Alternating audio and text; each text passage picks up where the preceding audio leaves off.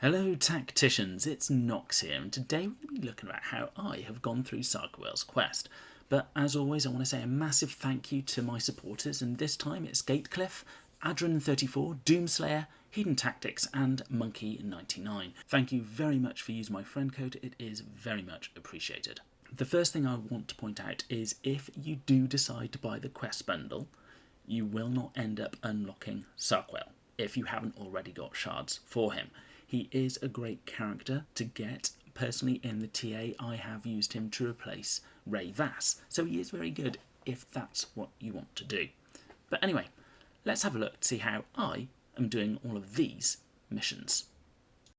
On Common 1, we can only use characters who have access to physical damage. So here we're going to be using Cut and Vindictor along with Sarquael, obviously, and they're very good here because they can actually do AoE attacks, which, as you can see, is needed to take out these groups of bloodletters. Sarquael, of course, just uses his range and his ability just to do a lot of damage to take out the two on the right.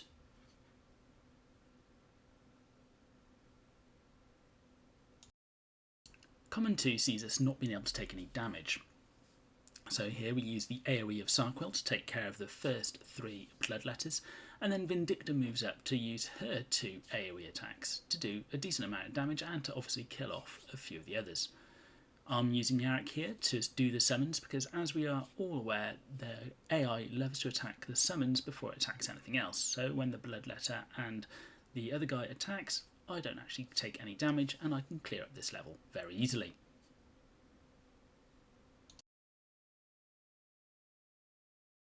Common 3 is again another level where we can't take any damage, so we're using the AoE troops here to be able to clear them all from near where we are. Now we don't move forward because the bloodletters will come towards us and the fire will make sure they don't get too close. Now all we need to do is position everyone in the correct spots, hopefully, to actually do their AoE and clear up the rest of these 6. So first I use Burchard, there's his AoE, making it a bit difficult because it wasn't actually all together where they got hit. So Sarquael uses his AoE to take out these 2, and again it doesn't take out the one in the corner. So I have to use a bit of manoeuvring around here to make sure that I get everything in the right spot. First of all, Thaddeus uses his range on the furthest one, Vindictor uses her attacks on that side, and lastly I can move Cut in for the kill.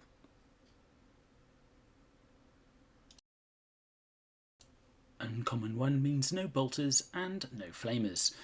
So no Vindictor here, but Cut does an amazing job. And with Sarquael taking care of the 2 at the bottom, all that means is that Thaddeus just has to drop his bomb on the one at the top, and the job's a good one.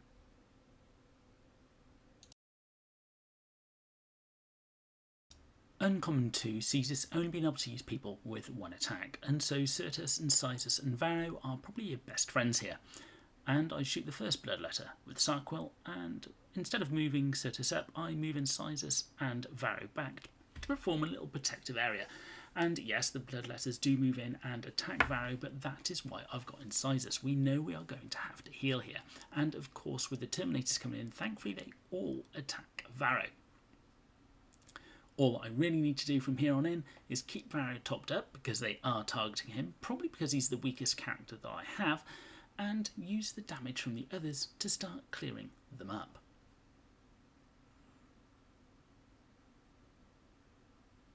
Here I use the high ground with Varro to try and do more damage because of obviously higher ground, and being in the trench will have no effect on the psychic attack.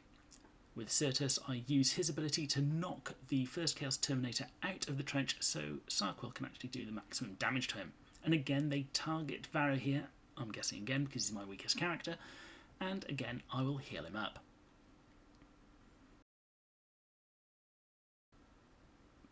And from here it's very easy to mop them up.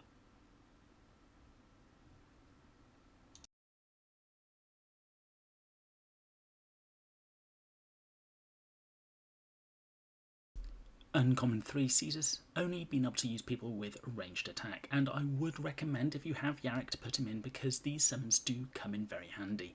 Burchard is another great character because we've got many characters here, and when they bunch up his active will take care of a lot of them for us. And you saw there Sarquael, as Archimatos moved in, took an overwatch shot and killed him in one go. So make sure you put Sarquael where you see him here. Then from here is a case of just trying to mop up everyone that you can and try and keep everything under control.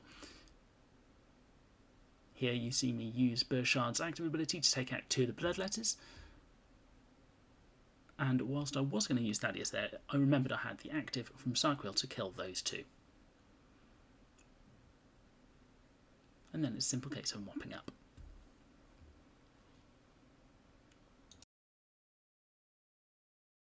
Rare 1 means we can't use any Space Wolves and no Sisters. And with the number of enemies on screen, ideally you are going to need to use the Summoners Yarrick with Creed, and that will make short work of this lot, especially with the fact you've got 2 turns to complete this in. If you don't have the Summoners, I would recommend people who have got AoE attacks to hopefully mop all these up, Burchard being a good option.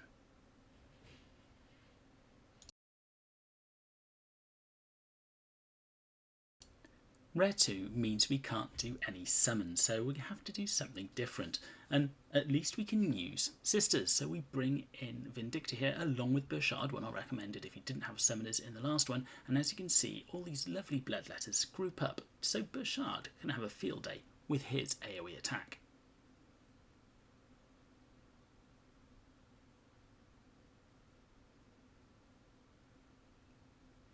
With those that are left, Vindicta can use her active and normal attack to clear them up. And anything that may be left afterwards, Sarquael will be more than adept to take care of. Rare Encounter 3 means we can only use people with Final Vengeance, so you really do need to have Azrael here, as you'll see in a second, and he picks up the power up. And Sarquael, obviously you need him, and the third one is really up to you, because it's just filling out the numbers. Sarquael uses his active on the left, and Azrael will use his active on the right, and the job is done.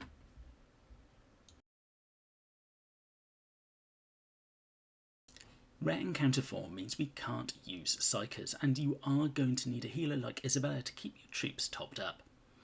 And the last thing is, of course, you're going to need your heaviest hitters here, because there are 4 Chaos Terminators that we need to take care of, and here I'm using Thaddeus and Ulf, although depending on who your strongest are, bring those along instead.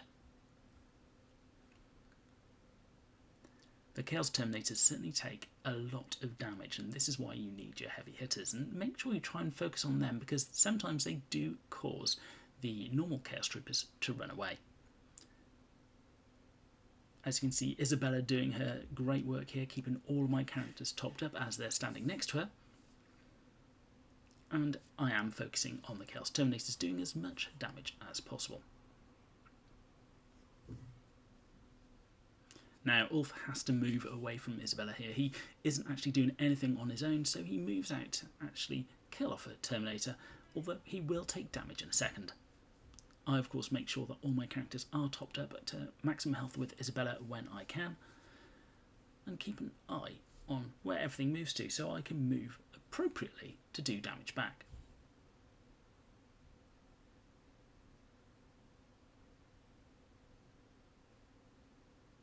Here I take out the last demon because they do a lot of damage, and you want to make sure you're kept on top of any damage that they are doing. And again, Isabella running to Ulf's aid.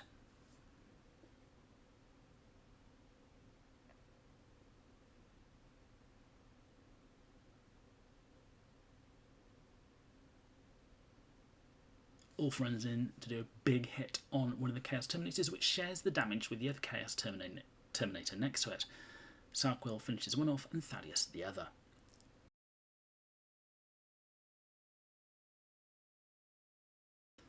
Here I was actually checking to see if I've got everyone healed up before I finish it off, and thankfully I did, so Isabella was lucky on a crit there. Rare Encounter 5 means we can only use people with a maximum of 2 hits in their ranged attack if they have one, and otherwise if they don't, their melee attack. So the Summoners Yarrick and Creed are really going to be needed here to make this level easy.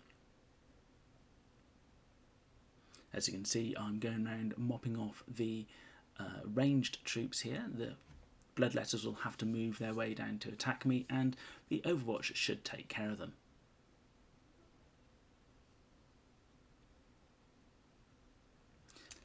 and on this turn I'm prioritising the Bloodletters before I move up to fight Angrax.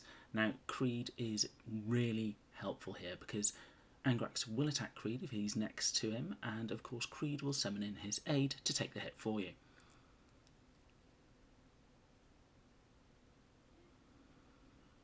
Incisors not needed at the moment, but there you go. Angrax did actually ignore Creed to attack Yarrick, so Incisors will need to make his way across Yarrick to heal him up. Now, unfortunately, because of my placement, which wasn't so great, I'm having to move away from Angrax, who takes another swipe before I can heal up Yarrick. And then it's a case of just making sure you hit Angrax with everyone you have.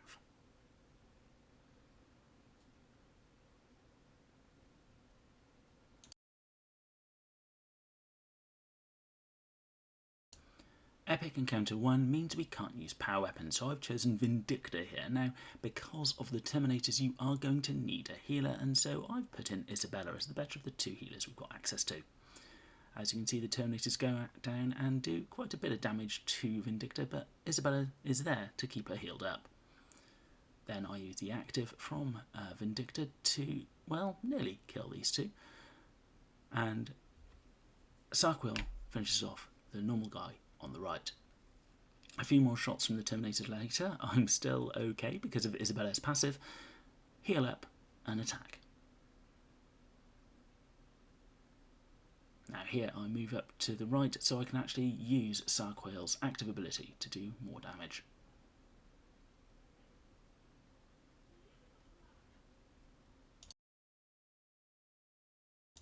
Epic Encounter 2 means we can't do any summons, and I highly advise Isabella here again, as well as Vindicta and Burchard. The AoE attacks come in very handy in the second part of this game. Now here we go up with Vindicta to spray fire so the Bloodletters can't get close to hurt her, but Sarquael does take a few hits, but Isabella manages to keep him healed. Now Isabella takes some damage herself there, so that's why I do the AoE heal.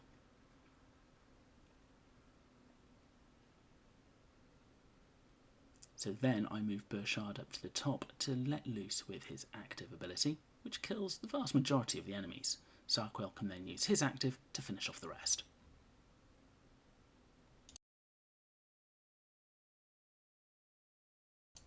Epic Encounter 3 means we can't use Ultramarine characters, so Creed and Yarrick are fantastic additions here because of the number of troops that they can summon. Isabella is also needed because she's the last healer that we have access to. I would also choose Vindicta over Burchard here just because of the fact that she can do AoE damage all the time. Although if you don't have Vindicta up to a decent level, Burchard will do nicely. So here you can see I've bunched them all around Isabella to let Isabella do the work that she does so well at healing everyone.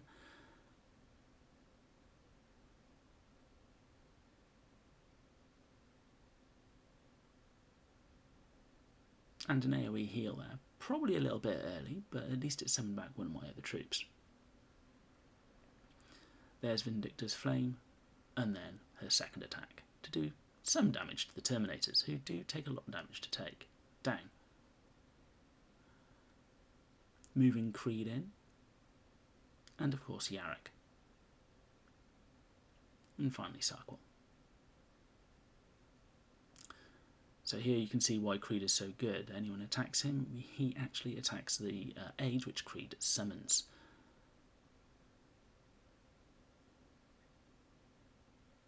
Checking that everyone is full on health, and finally killing off those who are left.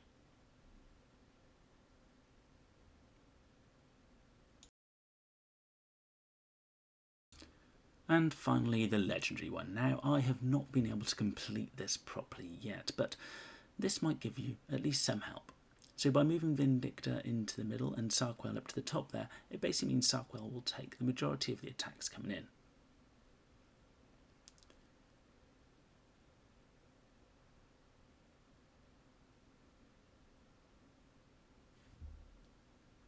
And of course Creed at the bottom is quite a good addition because they do end up killing his aid, which means when I use Yarrick, I get an extra summon from his troops. Creed can then move in and do his summons to make those three troops, if he is in range, move again. Here I only get 2 of them to go.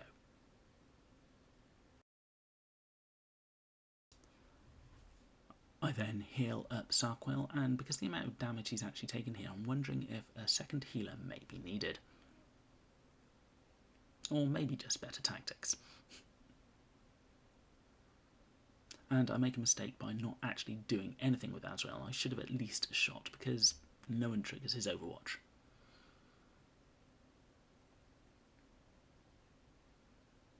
Moving away from Angrax, of course, gets Sarquael hit yet again.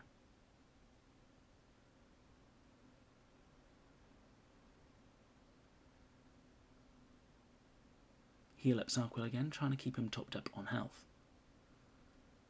And finally, killing off Abaddon.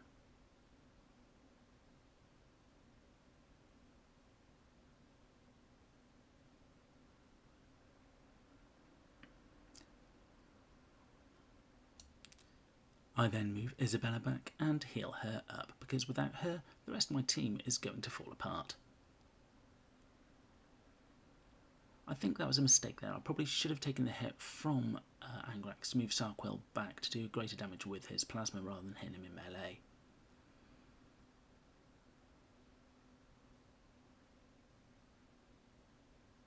And I then move Azrael up a little bit, I believe, to use his Dark Talon strike on those two. But again, I think that was probably a bit of a mistake, and probably that Dark Talon needs to be used earlier in the game.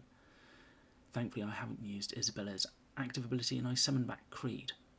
And that's the only reason I've been able to succeed this with 3 medals. Move Azrael out of harm's way, and luckily the AI targets the summon troops first.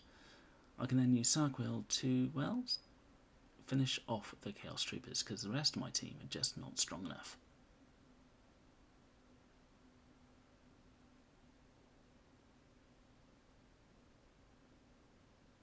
One final heal to get as many points as possible.